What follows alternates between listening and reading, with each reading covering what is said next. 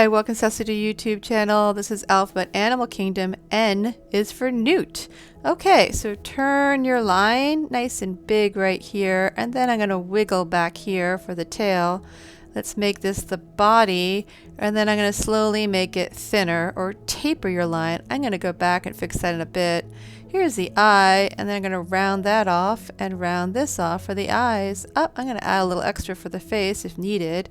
So let's turn and a soft line here for the arms.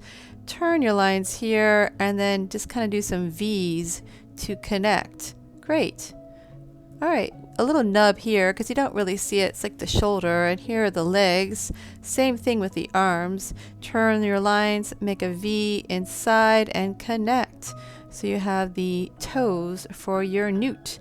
This is a little bit wider, and you have the picture to look at too for ideas, or just check out a picture for yourself.